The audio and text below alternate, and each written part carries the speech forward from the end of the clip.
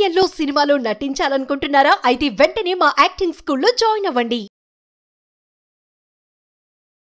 రాయలసీమ అంటేనే ఒక కల్చర్. రాయలసీమలో డబ్బులు లేకపోయినా అతిథికి బాగా మర్యాద చేసి బాగా మంచి టేస్టీ ఫుడ్ తినిపించి వాళ్ళతోని శబాష్ అని అనిపించుకునేంత వరకు పంపించేవాళ్ళు కదా. రాయలసీమ అంటేనే ఒక ఆతిథ్యం. స్పెషాలిటీ ఏంటంటే ఆ కారం, ఎర్రకారం. ఇక్కడ మిస్ అవుతున్నాం మనం ఫుడ్ ఇదంతా. సో అక్కడ నుంచి అది స్టార్ట్ అయ్యింది. ఎర్రకారం, శనక్కాయ పచ్చడి కదండి.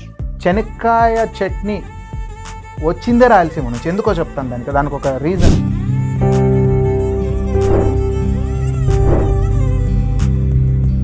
ఎక్కడ ఫుడ్ పెట్టినా ప్రతి ఒక్కరు టేస్ట్ క్వాలిటీ మెయింటైన్ చేస్తే మీరు బండిలో పెట్టినా కూడా కార్లో వెళ్ళే వాళ్ళు ఆగి మరీ తింటారు. తింటున్నప్పుడు వాళ్ళ ఫేస్లో వచ్చే ఆ ఎక్స్ప్రెషన్ అదే నాకు మంచి మోటివేషన్ ఇస్తుంది.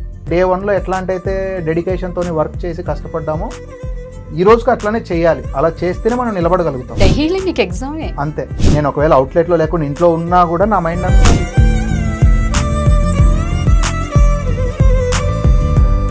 సో ఎలా తీసుకుంటారండి? ఎంప్లాయీస్ ఎక్స్పీరియన్స్ ఉన్న వాళ్ళనే తీసుకుంటారా? ఎక్స్పీరియన్స్ అనే వాళ్ళని ఒక్కరిని కూడా తీసుకోము. కొత్త వాళ్ళని తీసుకుంటాం, మేము ట్రైన్ చేసుకుంటాం. ఇక్కడ ఒక జాబ్కి వెళ్తే ఫస్ట్ నీకు ఎంత సీనియర్? మా దగ్గర పనిచేసి ఎవరినైనా తీసుకుపోయినా మా టేస్ట్ ఎవరు ఇవ్వలేరు. ఫుడ్ ఇండస్ట్రీ స్టాండర్డ్ ప్రకారం 85% మనం టేస్ట్ కన్సిస్టెన్సీ మెయింటైన్ చేయగలిగితే సూపర్ సక్సెస్ అని అంటారు. బట్ నేను 95% నేను టార్గెట్ పెట్టుకుంటాం. ఒక చిన్న పల్లెటూరు అన్నారు కదా, ఎలా అనిపించింది? ఈ రోజు ఈ స్థాయిలో ఉండడంలో మన చెల్లెలు షెఫ్ మ్యారియట్లో వర్క్ చేసేది. తను వదిలేసి వచ్చి దగ్గరుండి చూసుకుందండి. ఈ బిజినెస్ టర్న్ ఓవర్ ఏంటి? ఎన్ని అవుట్లెట్స్ ఉన్నాయి? మనం ఒక ఫుడ్ ట్రక్ తోని స్టార్ట్ చేసాము. ఈ రోజు మనకు ఒక 4 బ్రాంచెస్, ఈ రోజు ఇంకా మోర్ అండ్ మోర్ అవుట్లెట్స్ వస్తున్నాయి తొందరలోనే. మీరు అన్నట్టు ఇందాక బాయ్ ఫ్రమ్ విలేజ్ జీరోతోని హైదరాబాద్కి వచ్చి ఈరోజు we're doing more than 15 crores turn over. 15 crores turn over per annum. హావ్యర్స్ India's largest digital media network Suman టీవీకి స్వాగతం. ప్రస్తుతం మనతో ఉన్నారండి పంచకట్టు దోశ ఫౌండర్ నాగభరణ్ గారు. దోశ అంటేనే అందరికీ నోట్లో నీళ్ళు వస్తాయి. నెయ్యి కారం దోశ అంటే ఇంకా ఎక్కువగా వస్తుంది. పంచకట్టు దోశ అంటే మాత్రం ఒక్కసారి టేస్ట్ చేస్తే మాత్రం మళ్ళా వదలరు. సో అసలు ఆ పంచకట్టు దోశ అనేది ఎందుకు పెట్టారు, దీనికి పెట్టడానికి ఎలాంటి కష్టాలు పడ్డారు, ముందు ఏం చేశారు అని భరణ్ గారి బయోగ్రఫీ గురించి తెలుసుకుందాం. ఎందుకంటే చాలామంది ఇన్స్పైర్ అవుతారు. ఎవరు మిస్ అవ్వకుండా ఖచ్చితంగా ఈ వీడియోని ఫుల్ చూడండి. హాయ్ అండి. నమస్తే మేడం. భరణ్ గారు, అసలు మీరు ఇది పెట్టాలని ఎందుకు ఐడియా వచ్చింది? అసలు మీ లైఫ్ జర్నీ ఎలా? యాక్చువల్లీ నేను అనంతపూర్ జిల్లా తాడిపత్రి దగ్గర మాదొక చిన్న విలేజ్, రావి వెంకటాంపల్లి అని చెప్పి మాది విలేజ్ అనమాట. సో వ్యవసాయ కుటుంబం. మా ఫాదర్ వ్యవసాయం చేస్తుండే, ఒక 3 ఎకరాల పొలం ఉండేది. ఇంకా రాయలసీమ అనగానే చాలా వెనుకబడిన ప్రాంతం. ఓకే. ఎందుకంటే 3,000 రూపాయలు స్కూల్ ఫీజు 10th క్లాస్కి కూడా కట్టాలంటే ఎంతో ఇబ్బందులు పడేవాళ్ళు పేరెంట్స్. ఎందుకంటే రాయలసీమ అత్యంత వెనుకబడిన ప్రాంతం. సో వర్షాల మీదనే ఆధారపడి ఉండే పంటలు పండే ప్రాంతం. వ్యవసాయం అంటేనే ఒక జూదంలాగా ఉండేది. అంటే మనం అప్పులు తీసుకురావడం, పెట్టడం అవుతుందా లేదా తెలియదు. అట్లాంటి సిచ్యువేషన్. ₹1 కూడా డబ్బులు వచ్చేది కాదు. కానీ ఇంకా వేరే ఏం తెలియదు మా ప్రజలకు అప్పుడు. ఆ సంవత్సరం వర్షాలు అంత బాగా పడినాయంటే ఆ స్కూల్ ఫీజులు అవి కట్టేదానికి కొంత డబ్బులు వచ్చే, లేదంటే లేదు. అంటే అట్లాంటి బ్యాక్గ్రౌండ్. ఒక 2 రూమ్లు ఇల్లు, ఒక రూమ్లో నులక మంచం మీద మా నాయన పండుకుంటే కింద నేను నా చెల్లెలు కింద పండుకునేది. అంటే అట్లాంటి బ్యాక్గ్రౌండ్ నుంచి వచ్చాను నేను. చాలా పూర్ బ్యాక్గ్రౌండే. ఫస్ట్ నేను ఒక స్టార్టప్ కంపెనీలో వర్క్ చేశాను. నా ఇంజనీరింగ్ అయిపోయిన తర్వాత ఆ స్టార్టప్ కంపెనీ నుంచి నేను చాలా నేర్చుకోగలిగాను. ఎందుకంటే ఆ స్టార్టప్ కంపెనీ ఫౌండర్ మా కజిన్ ఉండే. ఆయన నన్ను బాగా ఎంకరేజ్ చేశాడు. దాని తర్వాత ఏంది అని అంటే ఇంకా మనం ఓన్గా ఏదైనా చెయ్యాలా అనే ఉద్దేశంతో నేను ఫుడ్ బిజినెస్లోకి ఎంటర్ అయినాను. ఆ వెనుకబడిన ప్రాంతం నుంచి వచ్చాం కదా, సో ఆ సెంటిమెంట్ కొంచెం ఎక్కువ ఉంటుంది రాయలసీమ అనగానే మాకు. పర్సనల్లీ నాకు కూడా చాలా అద్భుతమైన కల్చర్ రాయలసీమ ప్రాంతం సొంతం. సో చాలా మీరు సినిమాలలో అంతా తప్పుగా చూసుంటారు, కానీ రాయలసీమ అంటేనే ఫ్యాక్షన్, నరుక్కుంటారు, బాంబులు అదంతా ఉన్నింది. అదంతా లేదని నేను అన్ను. కానీ రాయలసీమ అంటేనే ఒక కల్చర్.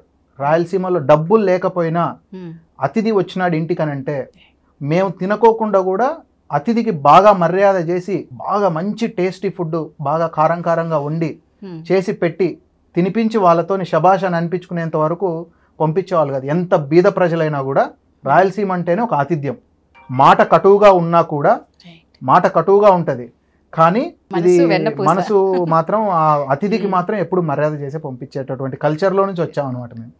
సో అట్లా రాయలసీమ ప్రాంత ఫుడ్ అనేది నాకు బాగా చిన్నప్పటి నుంచి మా ఊర్లో తింటూ పెరిగిన దోశలు కానీ, ఆ నెయ్యి కారం దోశలు కానీ ఇవన్నీ తింటూ పెరిగాం కదా. ఇక్కడ మిస్ అవుతున్నాం మనం ఫుడ్ ఇదంతా. సో ఎప్పుడూ నాకు అనిపించేది మన ఫుడ్ను మన ప్రాంతం యొక్క దీన్ని మనం తీసుకొని రావాలి. ఆ లోపల ఆ ఫీల్తోని నాకు కూడా బాగా ఇక్కడ గ్యాప్ కనిపించింది. సో అక్కడ నుంచి అది స్టార్ట్ అయ్యింది. పంచకట్టు అంటేనే చాలా మందికి నోటెడ్ అనమాట. ఎలా అనిపిస్తుందండి అంటే ఆ లైఫ్ అంతా చూసి ఇప్పుడు మీరు బాగా వెల్ సెటిల్డ్ అయిపోయిన తర్వాత ఎలా అనిపిస్తుంది మీకు? అప్పుడు కష్టాలు ఇప్పుడు భగవంతుడు ఏదైనా మన మంచికే అనిపిస్తుందా? ఆ భగవంతుడు నాకే ఎందుకు ఇచ్చాడని ఆ రోజు ఎప్పుడన్నా అనుకున్నారు? అది ఒక గిఫ్ట్ అని అనుకుంటాను. ఇప్పుడు అది ఉంది కాబట్టే నేను స్వతహాగా ఎదగాలి, స్వతహాగా పని చేయాలి అనే తపన నాలో వచ్చింది. అలా ముందుకు పోయాం. కష్టాలు అనేవి ఇంకా మామూలండి, నాకోటే ఉండవు కదా. వాళ్ళ స్థాయిలో వాళ్ళకి సంబంధించి ప్రతి ఒక్కరు కష్టాలు పడుంటారు, కష్టాలు పడుండరనే. ఇప్పుడు ఏదైనా నాకు ఉన్నింది అనుకోండి, అమ్మ ఇది పోతదేమో అనే భయం ఉంటుంది.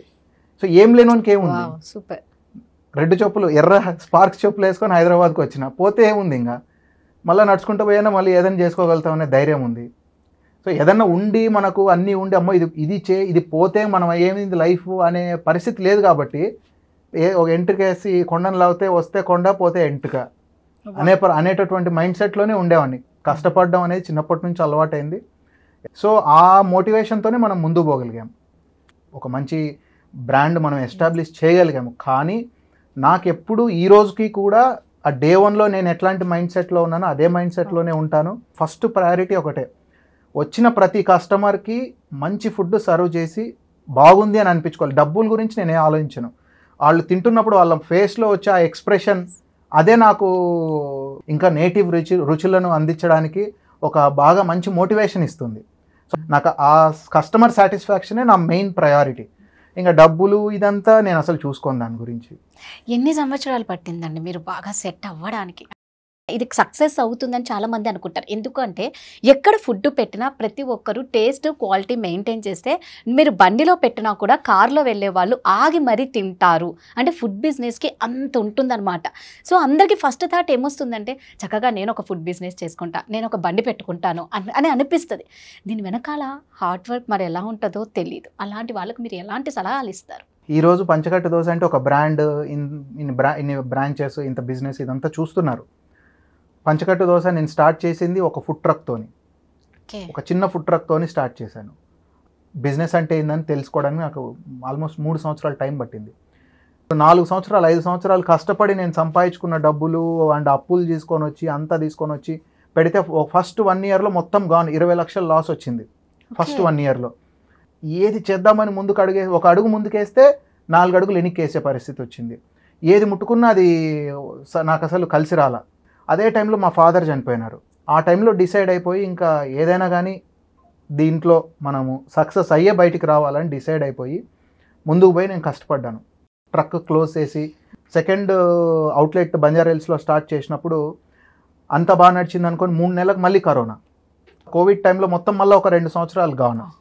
ఆ టైంలో మళ్ళీ సస్టైన్ అయ్యి అప్పుడు చాలా ఇబ్బందులు పడి అసలు ఒక పాయింట్ ఆఫ్ టైంలో ఇంకా క్లోజ్ చేద్దాము, ఇంకా మన వల్ల కాదు, చెల్లెల లైఫ్ని కూడా రిస్క్ చేసి నేను దీంట్లో అప్పుడు ఆ రోజుల్లో నేను ఇబ్బందులు పడ్డాను. సో దేవుని దయతోని అందరి సహకారము, ఎంతోమంది నన్ను ఎంకరేజ్ చేశారు. So I'm so much thankful to them. అందరికీ నేను రుణపడి ఉంటాను. అందుకే ఈరోజు కూడా మేము అదే డెడికేషన్తోని ఆ మంచి టేస్ట్, మంచి రుచిని అందించాలి ప్రజల కోసం అని చెప్పి ఈరోజుకు మేము అట్లానే కష్టపడతా ఉంటాము. మా అమ్మ నాన్నల పుణ్యమో మరేమో తెలియదు, కానీ నేను దేవుని దయతోని బయటకు వచ్చి కొంచెం సక్సెస్ అవ్వగలిగాను. లేకపోతే ఎంత రిస్కీ అని అంటే నా లైఫ్ రిస్క్ చేసి నేను చేశాను. లైఫ్ని మొత్తం రిస్క్లో పెట్టి చేసుకోకూడదు, సేఫ్గా ఇన్వెస్ట్మెంట్ చేసుకోవాలి, సేఫ్గా బిజినెస్ని స్టార్ట్ చేసుకోవాలి. నేను చేసిన తప్పు మీరు చేయొద్దండి. ఏదో దేవుని దయతోని మా అమ్మ నాన్నల పుణ్యంతో నేను ఈరోజు ఏదో బయట పడగలిగాం, కానీ లేకపోతే చాలా ఇబ్బందులు పడాల్సిన పరిస్థితి వచ్చేది. రోజుకు టెన్షన్గానే ఉంటుంది కదండి. ఈ రోజు మేము కూల్గా ఉన్నామని ఏమన్నా ఉంటుందా మీకు? ఫుడ్ బిజినెస్లో ఎవరు ఆలోచన చేయని ఒక మెయిన్ ఇంపార్టెంట్ థింగ్ ఏంటంటే every day is a new day. Every single day నీకు ఒక కొత్త ఇష్యూ ఆర్ కొత్త దీంతో నువ్వు స్టార్ట్ చేయాల్సి వస్తుంది. సో కాబట్టి ఎప్పుడు దీంట్లో మనం సెటిల్ అయ్యామనో మనం సక్సెస్ అయ్యామనో అనేదానికి లేదు. ఎంత పెద్ద బ్రాండ్ అయినా ఎవ్రీ డే కష్టపడాల్సిందే. డే 1లో ఎట్లాంటి అయితే డెడికేషన్తో వర్క్ చేసి కష్టపడ్డామో ఈ రోజుకి అట్లానే చేయాలి. అలా చేస్తేనే మనం నిలబడగలుగుతాం. మేబీ టీం పెరగచ్చు, మల్టిపుల్ టాలెంట్స్ ఇన్వాల్వ్ అవ్వచ్చు, కానీ బట్ ఆ డెడికేషన్ అదే మైండ్ సెట్తోనే ఉండాలి మనం. మీరు ఒక ఎస్టాబ్లిష్డ్ కాబట్టి 10 మందికి సర్వ్ చేయాలి కాబట్టి ఎలా ఉంటుంది అలా ఎంప్లాయీస్తో ప్రాబ్లం చెఫ్ రాకపోయినా అప్పుడు ఎలా ఉంటుంది? సో ఎవ్రీ డే ఉంటుందండి మాకు. ఎవ్రీ మంత్ కొంతమంది వెళ్ళిపోతుంటారు, కొత్త వాళ్ళని తీసుకొని ట్రైన్ చేసుకుంటూ ఉంటాం. అది ఇంకా నిత్యం జరిగే ప్రాసెస్. అది ఎవరికి అతీతం ఏం కాదు, మాకు అలవాటు అయిపోయింది ఇంకా అంతే. డైలీ మీకు ఎగ్జామే అంతే. నేను ఒకవేళ అవుట్లెట్లో లేకుండా ఇంట్లో ఉన్నా కూడా నా మైండ్ అంతా బిజినెస్ చుట్టూ అక్కడే ఉంటుంది. ఏదో ఒక ఫోన్ కాల్, ఏదో ఒకటి అదే నడుస్తూనే ఉంటుంది. అది ఇంకా నాకనే కాదు, ఎనీ రెస్టారెంటియర్, ఎనీ ఫుడ్ బిజినెస్లో ఉన్న ఎవరికైనా ఇది సహజం. సో ఎలా తీసుకుంటారండి ఎంప్లాయీస్ని? మీరు అంటే ఎక్స్పీరియన్స్ ఉన్న వాళ్ళనే తీసుకుంటారా? ఎక్స్పీరియన్స్ అనే వాళ్ళని ఒక్కరిని కూడా తీసుకోము, కొత్త వాళ్ళని తీసుకుంటాం, మేము ట్రైన్ చేసుకుంటాం. క్లీనింగ్ దగ్గర నుంచి పని చేసుకొని ఈరోజు నా 50,000 60,000 శాలరీస్ తీసుకునే వాళ్ళు కూడా ఉన్నారు పర్ మంత్. సో అంటే అంత డెవలప్ చేసుకొని మనం చేసుకోవాల్సింది. మేము ఎక్స్పీరియన్స్ అని లేదంటే ఇంకో దగ్గర పని చేశాడు, అక్కడ వేరే రెస్టారెంట్లో పని చేశాడు అంటే నో. ఎందుకలా? Because I don't want. నాకు నా దగ్గర నేర్చుకున్న వాళ్ళతోనే చేయాలి. అండ్ ఇంకోటి ఏంటంటే వేరే దగ్గర పని చేసిన వాళ్ళు మనం తీసుకుంటున్నాం అని అంటే వాడు మన దగ్గర నుంచి వదిలేసి ఇంకో దగ్గర పోతాడు ఖచ్చితంగా. సో కాబట్టి రెస్టారెంటియర్స్ ఎవరూ కూడా ఆ ప్రాక్టీస్ని ప్రాక్టీస్ చేయకూడదు. ఒకరి కడుపు మనం కొట్టకూడదు కదా. సో ఇప్పుడు జరుగుతున్నది అదే. మా దగ్గర పనిచేసే ఎవరినైనా తీసుకుపోయినా మా టేస్ట్ ఎవరు ఇవ్వలేరు. మీ దగ్గర నుంచి తీసుకెళ్ళిపోయినా మా టేస్ట్ ఎవరు ఇవ్వలేరు. ఎందుకంటే వాళ్ళకి ఎంత నేర్పించాలో అంతే నేర్పిస్తాం. ఓకే. సో ఆ ఏదైతే టేస్ట్ రావడానికి ఏదైతే ఆ ఫైన్ ట్యూనింగ్ ఉంటుందో అది ఎవరికి తెలియదు, అది మేమైతేనే చేయగలుగుతాం. అంటే మీరు నేర్పిస్తారు కదా, ఇంకా నేర్పించినా కూడా చెప్తున్నాం కదా, మేము ఎంత నేర్పించాలో అంతే నేర్పిస్తాం. వాడు బయటికి పోయి ఇంకొకరి దగ్గర పని చేస్తే ఆ టేస్ట్ కన్సిస్టెన్సీ మెయింటైన్ చేయలేడు. బట్ మీ దగ్గరకు వచ్చే కొత్త వాళ్ళతో మళ్ళీ మీరు ఈ టేస్ట్ ఇప్పించగలుగుతారు. సేమ్ అంతే చెప్తున్నా కదా, వాళ్ళకి ఎంత నేర్పిస్తామో అంతే నేర్పిస్తాం, మాకు ఎంత కావాలో అంతే నేర్పిస్తాం. చాలా రీసెర్చ్ చేసి 0 నుంచి స్టార్ట్ చేశాను. ఈ రోజుకు నా దగ్గర నేను వేరే రెస్టారెంట్లో పని చేశాను, నేను దోశ మాస్టర్ ఇంకోటి అంటే నేను ఇంతవరకు నా రెస్టారెంట్లో ఒక్కరు కూడా లేరు అట్లా తీసుకున్న వాళ్ళు స్టాఫ్. ఇక్కడ ఒక జాబ్కి వెళ్తే ఫస్ట్ నీకు ఎంత సీనియారిటీ, ఎంత ఎక్స్పీరియన్స్ ఉంది అడుగుతారు. ఈ ఫీల్డ్లో నేను ఒక రెస్టారెంట్లో నుంచి తీసుకున్నాను అంటే వాడు నా దగ్గర నిలబడాడు, ఇంకో దగ్గరకు పోతాడు. ఆశ చూపి మాత్రం నేను ఎప్పుడు తీసుకోను. ఇప్పుడు 10,000 ఇస్తున్నారు, నేను 12,000 ఇస్తారా నా దగ్గరికి అని అట్లా ఎప్పటికీ చేయను. 0 నుంచే తెచ్చుకుంటా, నాకు తగ్గట్టుగా మేము చేసుకుంటాం. బట్ రోజు ఇలా ట్రైన్ చేయాలి అంటే అదొక ట్రైనింగ్ స్కూల్ లాగా మీకు ప్రాబ్లం అనిపించదా? నా జర్నీలో ఒక 700-800 మంది నా దగ్గర వర్క్ చేస్తుంటారు. ఈరోజు నెయ్యి కారం దోశ అనగానే ఫస్ట్ ఈరోజు పంచకట్ట దోశ పేరు గుర్తొస్తుంది. ఇప్పుడు ఇంతకు ముందు ఎక్కడ కనపడని నెయ్యి కారం దోశ ఈరోజు మీరు ఎక్కడికన్నా పోండి ఆ మెన్యూలో నెయ్యి కారం దోశ ఉంటుంది. అవును, I feel proud of it. నేను మా రాయలసీమకు సంబంధించిన నెయ్యి కారం దోశను ఈ రోజుకి నెయ్యి కారం దోశ అంటే పంచకట్ట దోశ అనే అంటారు. అవును. So I feel proud. అంటే నాకున్న రాయలసీమ సెంటిమెంట్, ఆ ప్రేమ, ఆ పిచ్చి, ఈ రకంగా అట్లీస్ట్ మనం ఏదో మన ప్రాంతానికి తగ్గట్టుగా మనం ఏదో చేశాము అనే సాటిస్ఫాక్షన్ అయితే నాకు ఎప్పటికీ ఉంటుంది. అంటే స్పెషాలిటీ ఏంటంటే ఆ కారం, ఎర్రకారం. అవును, ఎర్రకారం శనక్కాయ పచ్చడి కదండి. వచ్చిందే రాయలసీమ నుంచి. ఎందుకో చెప్తాను దానికి ఒక రీజన్. ఇండియాలోనే టేస్టియస్ట్ అండ్ ది బెస్ట్ చెనిక్కాయ పండేది అనంతపురం జిల్లాలో. అనంతపురం జిల్లాలో నార్పల మండలం కానీ కదిరి ఏరియాలో కానీ మన ఇండియాలోనే నంబర్ 1 క్వాలిటీ ఉండే చెనిక్కాయ పండేది అక్కడే. ఎందుకంటే ఆ నేలలు అట్లాంటివి, అంత సారవంతమైన నేల. చెనిక్కాయ అనేది మనకు జీవనాధారం. సో ఆ చెనిక్కాయ ఎక్కువ పండడం అనేది ఉండడం వల్ల పూర్వకాలం నుంచి కూడా మనం చెనిక్కాయ చట్నీ అని అంటాం, కానీ ఇది ఊరిబిండి అనేటోళ్ళం. చెనిక్కాయ ఊరిబిండి. మేము మా ఊర్లలోనే ఊరిబిండి చేసినావా, చెనిక్కాయ ఊరిబిండి అంటాం. చెనిక్కాయ చట్నీ అనేది మన రాయలసీమ గర్వంగా చెప్పుకోగలిగేటటువంటి ఒక ఫుడ్ ఐటమ్ మనకు. అయితే ఇప్పుడు మీరు ఎన్నో కష్టాలు పడి ఇప్పుడు ఇక్కడికి వచ్చారు కదా, ఇదంతా ఒకసారి ఊహించుకుంటే నిజంగా గాడ్ గ్రేస్, మీ పేరెంట్స్ బ్లెస్సింగ్స్. ఎలా అనిపించింది మీరు ఇప్పుడు బాగా అయ్యాక మీ ఊరికి వెళ్తే? ఒక చిన్న పల్లెటూరు అన్నారు కదా, ఎలా అనిపించింది? Boy from a village with high hopes హైదరాబాద్కి వచ్చి ఈరోజు హైదరాబాద్లో వర్క్ చేసుకొని సొంతంగా ఎవరు బ్యాక్గ్రౌండ్ లేకుండా, ఎవరి సపోర్టు లేకోకుండా కూడా ఈరోజు చేయగలిగాము అని అంటే అది నిజంగా చెప్పాలంటే ఆ దేవుని కృప. మా అమ్మ చిన్నప్పుడే చనిపోయింది నాకు. మా నాయన నాకు 2019లో నేను స్ట్రగుల్ అవుతున్న టైంలో చనిపోయినాడు. వాళ్ళ పుణ్యము, వాళ్ళ కృప నా మీద ఉందని నేను అనుకుంటాను. నాకున్నది నా చెల్లెలు ఒకటే. అమ్మ మీరు చిన్నప్పుడే నాకు 11 సంవత్సరాల వయసులో మా అమ్మ చనిపోయింది. సో నాకు మా అమ్మ స్పర్శ కూడా గుర్తులేదు. అంటే అంత చిన్న వయసులో చనిపోయింది మా అమ్మ. నేను మా చెల్లెలు ఈరోజు ఈ స్థాయిలో ఉండడంలో నా చెల్లెల పాత్ర చాలా డే 1లో స్ట్రగ్లింగ్ టైంలో కూడా నా చెల్లెలు జాబ్ మానేసి వచ్చి తన షెఫ్ మ్యారియట్లో వర్క్ చేసేది. తను వదిలేసి వచ్చి డే 1 నుంచి ఇంక నేను ఇబ్బందులు పడుతున్న టైంలో నా వెనకాల నిలబడుకొని ఆమె నడిపించింది, దగ్గరుండి చూసుకుంది అన్ని. అండ్ మా కజిన్ ఇప్పుడు చంద్రమోహన్ అని మా అన్న ఉంటాడు, ఆయన మా కజిన్, ఆయన నా పార్ట్నరు. సో ఆయన నేను స్ట్రగుల్ అవుతున్న టైంలోనే ఆయన బ్యాక్ వచ్చేసి ఆయన జాయిన్ అవ్వడము. సో ఇట్లా ఫ్యామిలీ ఒక బిజినెస్ లాగా. అండ్ ఇంకొక ఆయన అనంత్ అని చెప్పి ఆయన సపోర్ట్. ఆయననే నేను ట్రక్ బంద్ చేసిన టైంలో చిన్న ప్లేస్ వాళ్ళ బంజారాహిల్స్లో ఇచ్చి నన్ను వెనకాల ఉండి సపోర్ట్ చేసి, నా ఫ్రెండ్స్ చాలామంది నన్ను సపోర్ట్ చేశారు. శ్రవణ్ అని, అమర్ అన్న చిన్నప్పటి నుంచి ఫ్రెండ్, నాకు ఎప్పుడూ నా పక్కన మీ ఇద్దరం కలిసే ఉంటాము, ఎప్పుడు ఇది ఉంటాము. ఇట్లా ప్రతి ఒక్కరూ ధైర్యాన్ని ఇచ్చి నన్ను ముందుకు నడిపించినారు. సో అందరికీ నేను రుణపడి ఉంటాను. సో కానీ ఎప్పటికీ కూడా నాకు ఆ గర్వంగానే అది ఎప్పటికీ ఉండదు. ఎందుకంటే ఐ నో ఎట్లాంటి సిచ్యువేషన్ నుంచి వచ్చాము, మనం ఎంత ఒక చిన్న ఇట్లా చిటికేస్తే మన లైఫ్ రాత్రి కథం. అంటే అంత వనరబుల్ లైఫ్ మనది. మనం ఎందుకు గర్వాన్ని ఈగోని నెట్కెక్కించుకోవాలి? So nothing. మనం ఏదైనా సాధించినాము అని అనుకుంటే అది మన అవివేకమే. సో నాకు లైఫ్లో ఎప్పుడూ అది ఉండదు. ఈరోజు చేయాల్సిన పని ఈరోజు చేసుకుంటా పోవాలి, అంతే తెలిసింది నాకు. అదే మోటివేషన్తో అదే డైరెక్షన్లోనే ఉంటాను. ఎందుకంటే ఒక చిన్న పల్లెటూరు నుంచి బ్రతకడానికి నేను హైదరాబాద్కి వచ్చాను. హైదరాబాద్ మనల్ని ఆదరించింది, ప్రజలు మనల్ని ముందుకు తీసుకుపోతున్నారు. ఇంతమంది ఇన్ని రకాలుగా మనకి వెనకాల నిలబడి, కొంతమంది తెలియక డైరెక్ట్గా ఇండైరెక్ట్గా ఇంతమంది మనల్ని నడిపిస్తూ ఉన్నారు. మరి మనం చేసింది ఏంటి? So we're zero.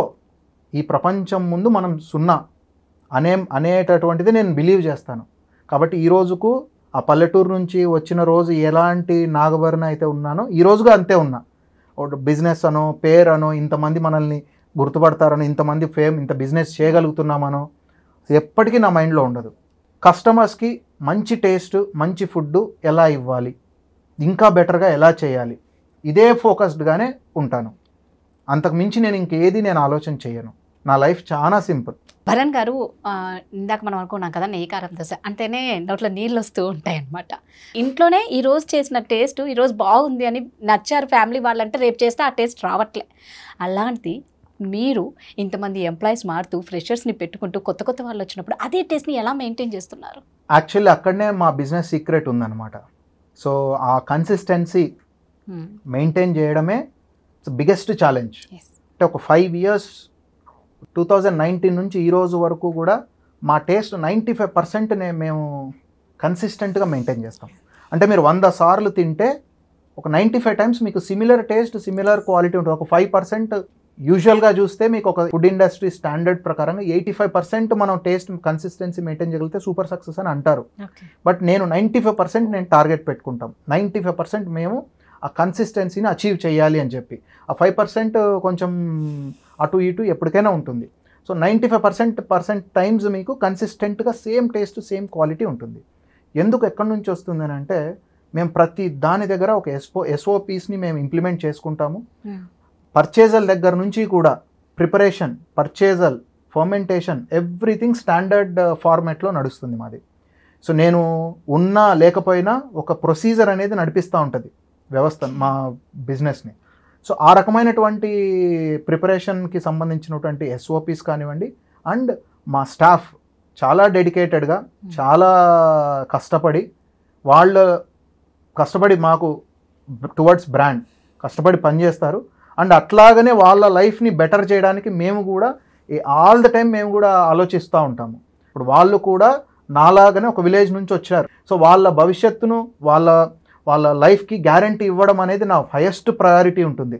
సో నిరంతరం వాళ్ళను మంచిగా చూసుకోవడానికి, వాళ్ళ భవిష్యత్తును, వాళ్ళ లైఫ్ని సెటిల్ చేయడానికి, ఇంకా బెటర్ పొజిషన్లో ఉంచడానికి, వాళ్ళని ఇంకా డెవలప్ చేయడానికి నేను నిరంతరం కష్టపడుతూ ఉంటాం. సో ఎప్పుడూ కూడా గివ్ అండ్ టేక్ పాలసీ మాది. సో వాళ్ళు మనకి ఇంత చేస్తూ ఉన్నారు ఫుడ్ మెయింటైన్ చేయడానికి కానీ టేస్ట్, మనం కూడా వాళ్ళకు అంతే లెవెల్లో మనం రిటర్న్ ఇస్తూ ఉంటాం. సో దట్ ఆ గివ్ అండ్ టేక్ పాలసీ ఉంటుంది కాబట్టి ఆ వర్క్ కల్చర్ అనేది బిల్డ్ చేయగలుగుతా ఉన్నాం. మీరు ఒక వారం రోజులు లేకపోయినా కూడా ఆ మెయింటెనెన్స్ అలాగే ఉంటుంది. అండ్ ఎక్కడికక్కడ స్టాండర్డ్ ఆపరేటింగ్ ప్రొసీజర్స్ ఉంటాయి, ప్రతిదీను చెక్ లిస్టులు ఉంటాయి, వాటి ప్రకారంగా అన్ని ప్రిపరేషన్ అవుతూ ఉంటుంది, ప్రాసెస్ ఓరియంటెడ్గా జరుగుతూ ఉంటుంది. బట్ మేము ఖచ్చితంగా అయితే ఉండాల్సిందే, ఉండకోకుండా అయితే డిఫరెన్స్ వస్తూ ఉంటుంది కానీ బట్ మేము ఉండాల్సిందే. ఓకే, నేను అనుకుంది రీచ్ అయిపోయానన్న హ్యాపీనెస్ ఉందా, లేదు అంటే ఇంకా ఇంకా ముందు సాధించాల్సింది ఏమన్నా ఉందా? నాకు అట్లాంటిది అయితే ఏమీ లేదండి. ఎందుకంటే సింపుల్, టైంతో పాటుగా మనం కూడా గ్రో అవ్వాలి బిజినెస్లో. ప్రజలకు ఎక్కువ మందికి ఇంకా ఏరియాస్లోకి రీచ్ వెళ్ళాలి, ఇంకా ఎక్కువ మందికి మనం సర్వ్ చేయాలి. అదొక్కటే నా మోటివేషన్. కానీ మనం చేసే పని మనం కరెక్ట్గా చేస్తే ఆటోమేటిక్గా అది వస్తుంది, దాని గురించి మనం ఆలోచించే పని లేదు. సో అది నేను బిలీవ్ చేస్తాను. సో నా ఫోకస్ నాదంతా కూడా దాని మీదనే ఉంటుంది. భరణ్ గారు, నేను ఒకటి అడగాలనుకుంటున్నా. ఏ బాయ్ ఫ్రమ్ విలేజ్ అని చాలా చక్కగా చెప్పారు. ఇప్పుడు ఒక పెద్ద మహానగరంలో ఓ పంచకట్టు దోశ అనేసి మీరు చాలా మందికి మంచి రుచిని ఇస్తున్నారు. పర్లేదు కదా నేను అడిగితే మీ బిజినెస్ టర్న్ ఓవర్, ఆ తర్వాత ఎన్ని అవుట్లెట్స్? No problem. ఎందుకంటే ఉంటుందండి ఎవరికైనా ఒక మంచి ఎస్టాబ్లిష్ అన్నప్పుడు వీళ్ళ బిజినెస్ ఎంత ఎవరన్నా చేయాలి అనుకున్న వాళ్ళకి కూడా అదొక క్యూరియాసిటీ ఉంటుందన్నమాట, తెలుసుకోవాలన్న ఆతృత ఎక్కువ ఉంటుంది. సో మీరు అబ్జెక్షన్ లేదంటే చెప్పొచ్చు. పర్లేదండి. ఓకే, సో మీ బిజినెస్ టర్న్ ఓవర్ ఏంటి, ఎన్ని అవుట్లెట్స్ ఉన్నాయి? సో బేసికల్లీ మనం ఒక ఫుడ్ ట్రక్ తోని స్టార్ట్ చేసాము. ఆ రోజు ఒక చిన్న స్థాయిలోనే మనం మొదలు పెట్టాము. ఈరోజు మనకు ఒక 4 బ్రాంచెస్ ఈరోజు, అండ్ ఇంకా గ్రో అవ్వడానికి ప్లాన్స్ చేస్తున్నాము. ఇంకా మోర్ అండ్ మోర్ అవుట్లెట్స్ వస్తున్నాయి తొందరలోనే కొత్త ఏరియాస్లో. మీరు అన్నట్టు ఇందాక బాయ్ ఫ్రమ్ విలేజ్ ఒక జీరోతోని హైదరాబాద్కి వచ్చి ఈరోజు we're doing more than 15 crores turn over. 15 crores turn over per annum. So ఆ స్థాయి నుంచి ఈరోజు వచ్చాం. కానీ బట్ వీఆర్ మాకు ప్రజలే మమ్మల్ని నడిపించారు. మీ నుంచి తెలుసుకున్నది ఏంటి అంటే, నేను ఒకటి, ఎన్ని ఒడిదుడుకులు వచ్చినా ఎన్ని కష్టాలు వచ్చినా అల్లు పెరగకుండా పోరాడితే, అబ్బా మాకు ఇంతే, మాకు ఆ భగవంతుడు ఇవ్వట్లేదు, నేను ఏది పెట్టినా ఫ్లాప్ అయిపోతుంది, అట్టర్ ఫ్లాప్ అవుతుంది అని మాత్రం అనుకోకండి. భరణ్ గారు ఒక పెద్ద ఎగ్జాంపుల్. అంటే పాపం 21 yearsకి వచ్చి చాలా స్ట్రగుల్ పడ్డారు, నాన్నని పోగొట్టుకున్నారు, చిన్నప్పుడే అమ్మని పోగొట్టుకున్నారు, తర్వాత మంచిగా సెట్ అయ్యే టైంలో కరోనా వచ్చేసింది, అల్లా కల్లోలం. బట్ ఎక్కడ మీరు బ్యాక్ స్టెప్ వేయలేదు. అదే రోజు మిమ్మల్ని ఇక్కడ కూర్చోపెట్టిందని నా ఫీలింగ్. అదైతే నిజమే. ఎందుకంటే చాలా ఇబ్బందులు పడే వచ్చాం. కానీ ఇట్స్ ఆల్, ఇంకా మనకు వేరే దారి తెలీదు. చేస్తే ఇది చేసుకోవాల్సిందే, లేదా పోయి జాబ్ చేసుకోవాలా, అంతే 2 ఆప్షన్స్. మాకు లైఫ్ ఆప్షన్స్ ఎక్కువ ఇవ్వలేదు చూస్ చేసుకోవడానికి. సో అదా ఇదా అంతే. పోగొట్టుకోవడానికి ఏదైనా ఉంటే భయపడాలి, పోగొట్టుకోవడానికి ఏం లేదు కాబట్టి ధైర్యంగా ముందుకు పోయాం. ఏముంది మేడం, ఏం లేకపోతే ఏమవుతుంది? ఏం లేని ఒక సైకిల్ మీద తిరిగేటోని ఊర్లో, తర్వాత ఇంజనీరింగ్ టైంలో ఒక బండి కొనుక్కున్నా, 2-wheeler. సో ఎక్కడి నుంచి వచ్చినాం, అంతే కదా. పోతే ఏం పోతుంది, మళ్ళీ సైకిల్ మీద పోతామా? నడుచుకుంటూ పోయే ఓపిక ఉంది, నడుచుకుంటూ పోయి పని చేసుకుందాం అనే ధైర్యం తప్పితే ఇంకేం లేదు. మెంటలీగా చాలా స్ట్రెంగ్త్ మనకి. ఆ ఒక్క ధైర్యం ఉంటే మనం ఏమైనా చేయగలుగుతాం. ఆ ధైర్యం రాదండి. ఫస్ట్లోనే డల్ అయిపోవడం, బిజినెస్లో ఫ్లాప్ అయిపోయిందని సూసైడ్లు చేసుకోవడం, ఫ్యామిలీ పోవడము, ఇవన్నీ చేయడం కన్నా మీరు ఇందాక అన్నారు చూడండి, ఒక్క మాట నాకు బాగా నచ్చింది. మహా అంటే నడిచే ఓపిక కూడా ఉంది, సైకిల్ పైన పర్లే, బండి పైన పర్లే, నడుస్తాను, నేను నడిచే ఓపిక ఉందన్నారే. ఎంతమంది మిమ్మల్ని చూసి ఇన్స్పైర్ అవుతారు అంటే, ముఖ్యంగా బిజినెస్ పెట్టాలి అనుకున్న వాళ్ళు ఒకవేళ పెట్టి ఏమన్నా ఒడిదుడుకులు వచ్చినా కూడా అధైర్యపడకండి. ఇలాంటి వాళ్ళ ఇన్స్పిరేషన్ స్టోరీస్ విని చక్కగా ధైర్యాన్ని తెచ్చుకుంటే నెక్స్ట్ మరో భరణ్ గారుగా కూడా మీరు ఇక్కడికి రావచ్చు. థ్యాంక్ యూ మేడం, చాలా ఆనందంగా ఉంది ఈ ఆపర్చునిటీ ఇచ్చినందుకు. మీ వాల్యుబుల్ టైం మాకు ఇచ్చినందుకు, పంచకట్టు గురించి బోల్డ్ అనే విషయాలు మాకు చెప్పినందుకు, మా వ్యూయర్స్కి చెప్పినందుకు thank you so much. Thank you madam, thank you so much.